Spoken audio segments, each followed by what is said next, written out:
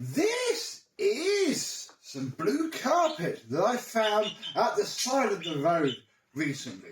It isn't the subject of today's video, but I want to see what it's like on camera, see if it's going to blow out the image, and who knows, if not, we've got a bit of carpet for some pile. Is the subject of today's video going to be any good at cleaning this pile? I don't know. We're going to find out. I got given this Miele C2 Total vacuum cleaner from a friend whose parents didn't want it, so a one owner vacuum cleaner. It's, got a couple of issues. I haven't turned it on yet. I don't know if it works. We're going to have a look at those together and see what we have. Let's have a look.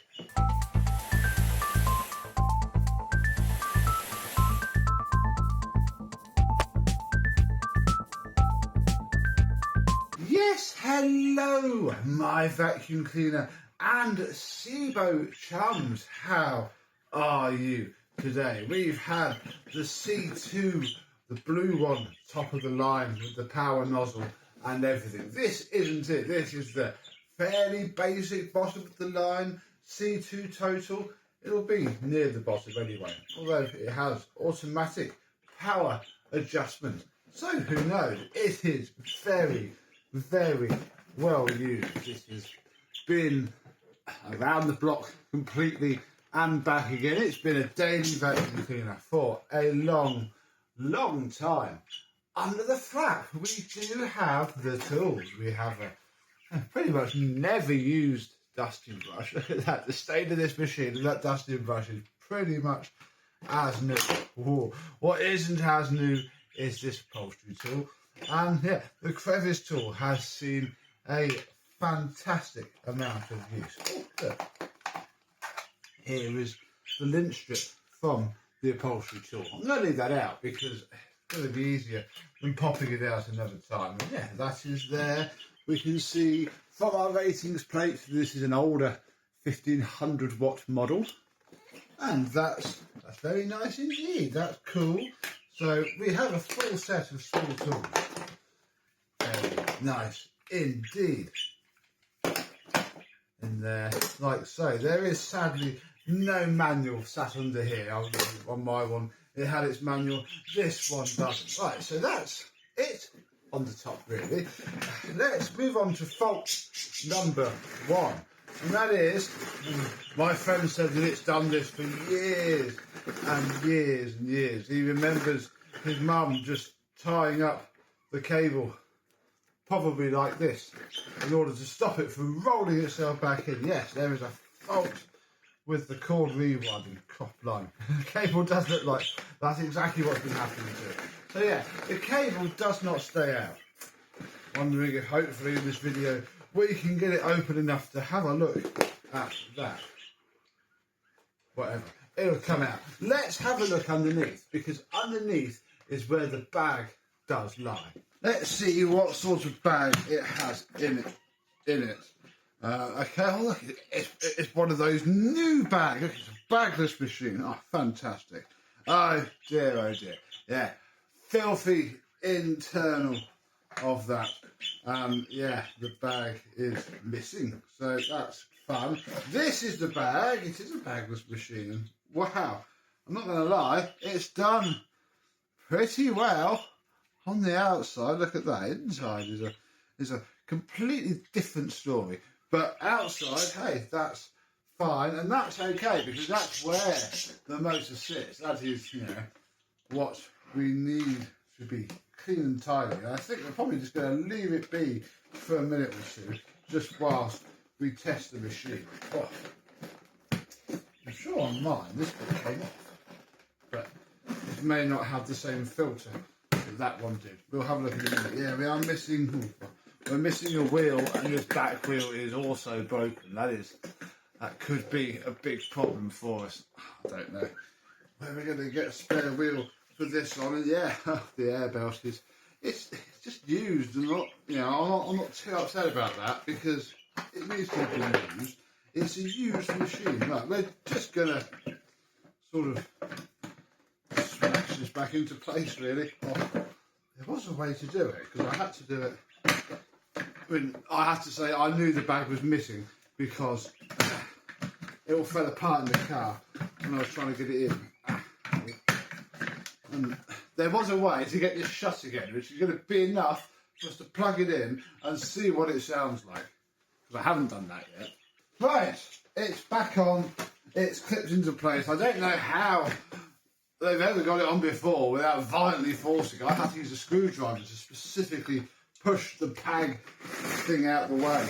So, best not to ask. Let's plug this in and see if it runs. That's right. Speed control works now.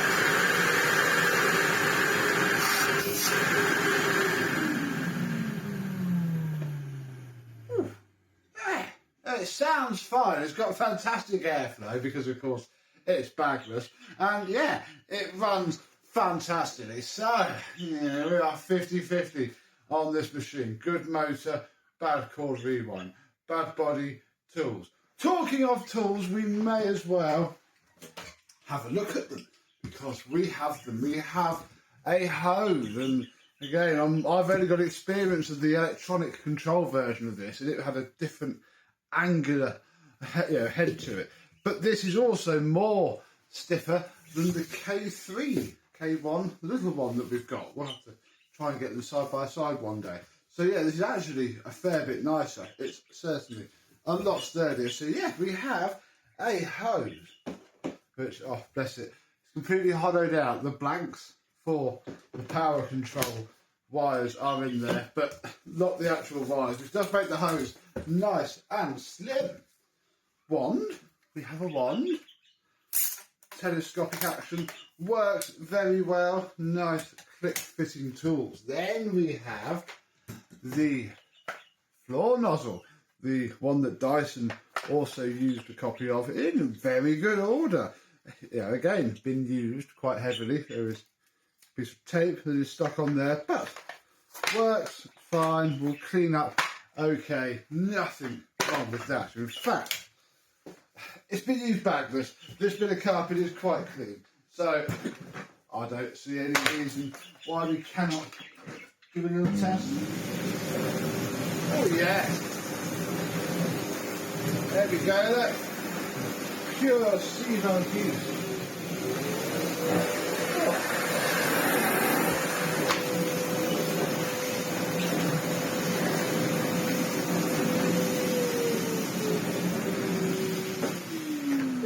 That works all right, even on this nice sculpted carpet. It's a shame there wasn't a really big piece. It was all cut up in little parts, and I was driving along and saw it all piled up. So I got out the car and stopped, and I thumbed through a little bit to get this piece. This was the cleanest piece. So yeah, I don't think we'll have it around for long, but it's going to be fun enough. What we need is a turbo head to go with it, and would you believe it, we have the Sebo turbo tool. Well, I corrected myself a little bit earlier on in the video. This wouldn't have been the base model version. I don't think they would have done one that didn't have this head. So yeah, this makes it almost the baseline version. We're getting the suction quite high though. It's spinning very slowly. Very slowly, yeah, as it often is on these heads, in need of a full refurb. So yeah, we have ourselves a nice, full, complete Sebo C2. It's just C2. It's just got these problems.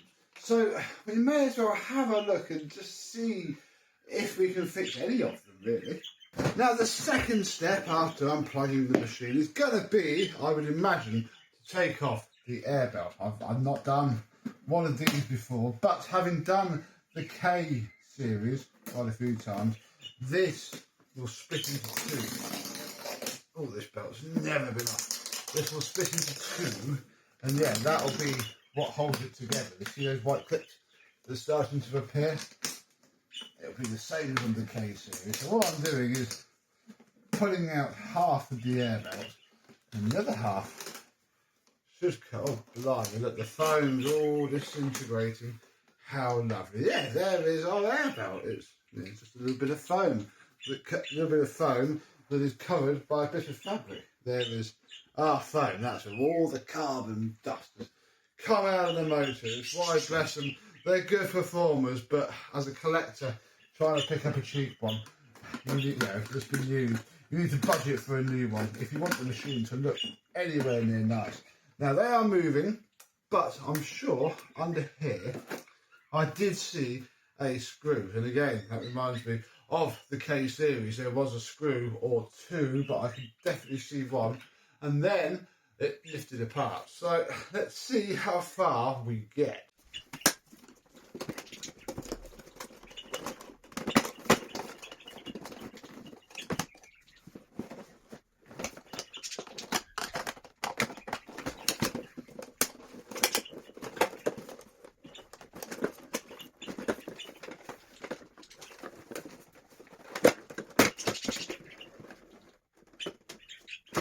Okay, we are open. It sort of pops out with the hose inlet being a bit of a pain, but it's very much not out of the woods yet. Right, if I move that out of the way, we have a wire that is connected. The wire that runs to this speed control is this here, and it just needs to not be there really. Oh, it's a nice coded little enlarged terminal. That's going to be easy. Then we can take that off.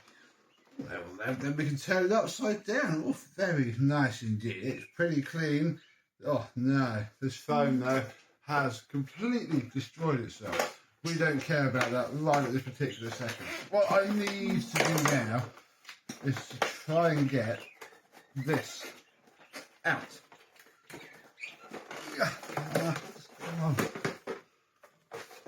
There we go. What this is the plastic guide that stops the cable from being able to go back into the machine. Because once that is out, I can take this out. Yeah, there we go. There's the inside. Well, that's a date wheel then, but there's nothing on it. Yeah, that is the inside of our seat. So, blah, blah, that is not the problem. This is the problem.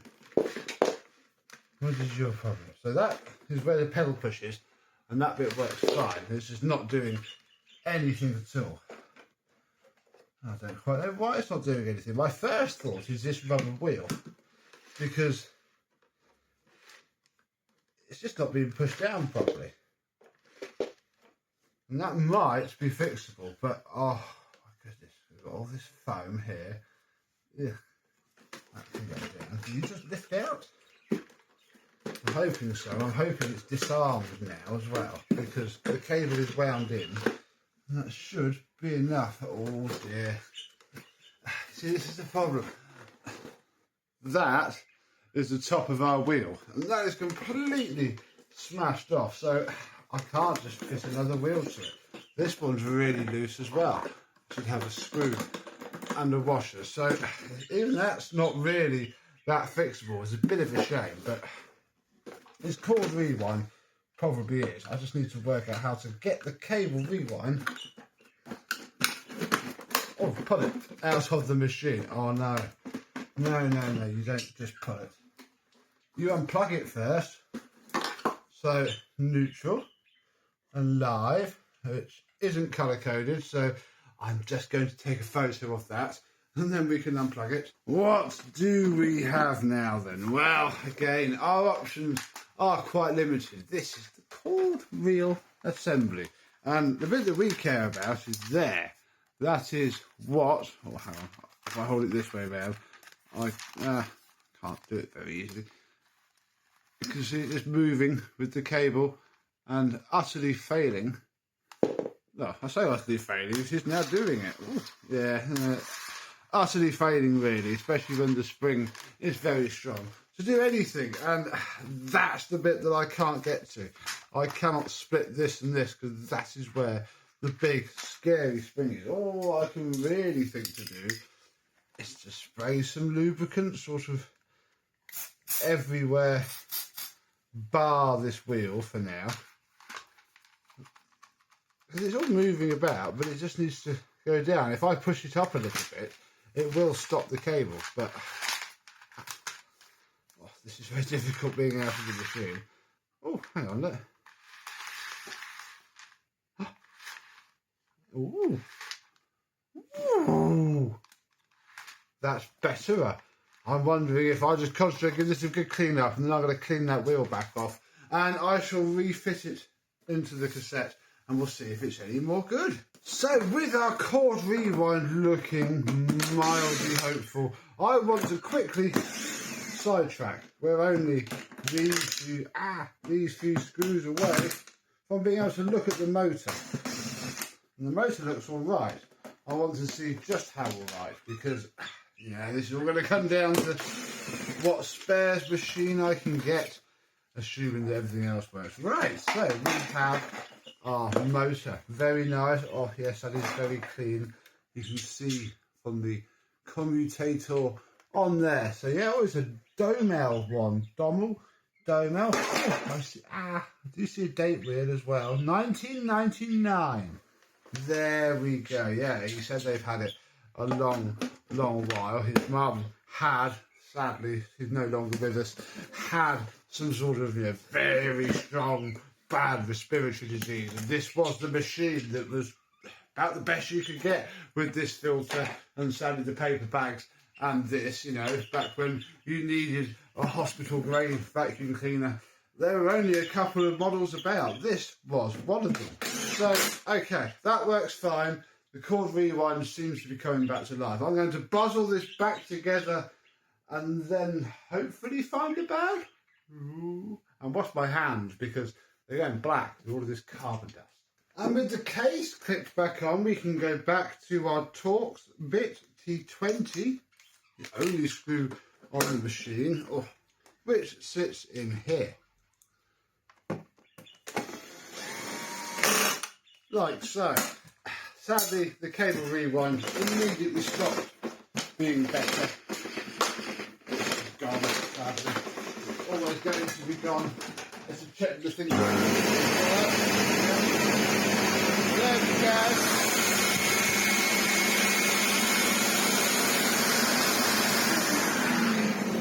Well, at least it hasn't done any real damage to it. The problem is this is just really full of fluff. So I'm going to try and give this a quick vacuum out. See if we can make it back to being hospital grade at all.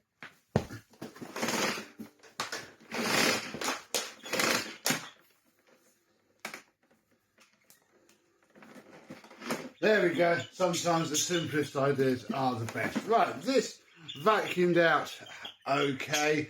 Enough really. How well do I make a machine that... Oh, poo. And I forgot this spring. Not that this spring's going to make a jot of difference. It's what makes this, well, makes the mechanism rise back up again. But I'm going to lose it because one day it might go back. This is a conundrum now. That damage there. I've either got to find the bottom shell and a chord rewind, or this is all just spares because there's nothing I can really do about it at all. We have the Sebo K bag that I tried to stupidly fit to the Sebo RX series, and yeah, it doesn't fit this machine either. But it does fit this machine. It fits this machine perfectly well enough and should hopefully do. This thing has had stuff rammed into it before, and luckily this lever is moved. This is what I'm trying to adjust as this back bit goes down, and that is off straight in. Click-ish. Say click. Look, it's doing what the X series does when you put a bag in that it doesn't like, and the lever isn't going down. Come on.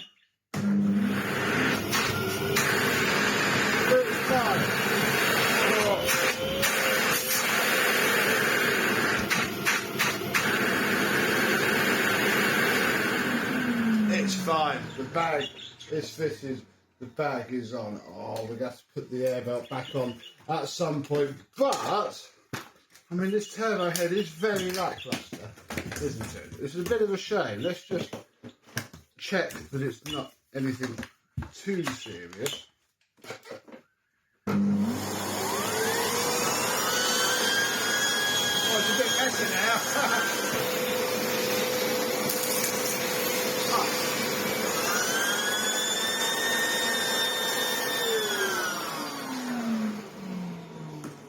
It's actually a fair bit happier now.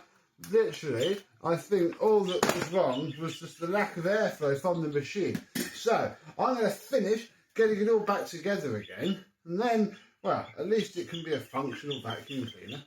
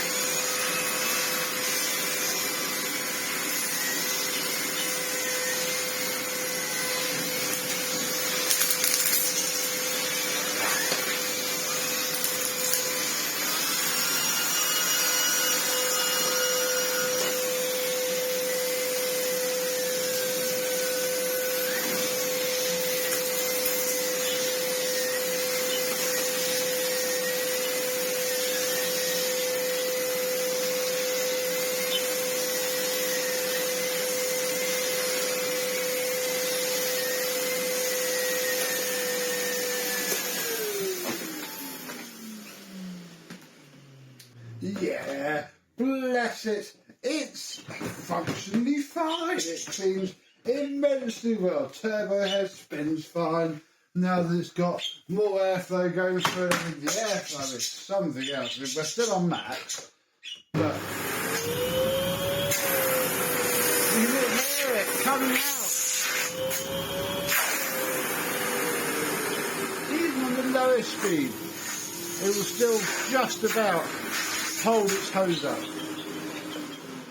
It is very nice. I might try and push it around a little bit, but I'm afraid its future is very uncertain. I'm going to put some effort into finding a new chassis and the new cord wheel to it. I doubt there'll be new parts, but if we can find a very cheap scrapper, maybe. Otherwise, I do have a plan B in my head, but I need to investigate that as well. So we're going to have to leave this video here.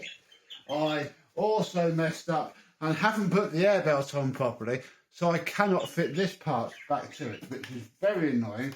So it's going to sit there, this spring is going to sit there, and hopefully we won't lose them within 5 minutes. Oh dear. So what do you think? What would you do with this Sebo Air Belt C2? Would you put the money that it's going to need into making it look and work really well again? Or would you put the bare minimum money into making it just work really well again? What do you reckon? Comment down below. But until the next time, I and either this or the remains of this, depending on how this goes, we'll see you soon. Obviously, I'm going to film this video to work out what the heck to do. I'm very glad I didn't just buy a wheel, assuming that that would be all I need, because, yeah, it's not. The entire housing is gone as well. So, yeah, always check before you buy your parts. So, thank you very much for watching, and I will see you soon. Bye-bye.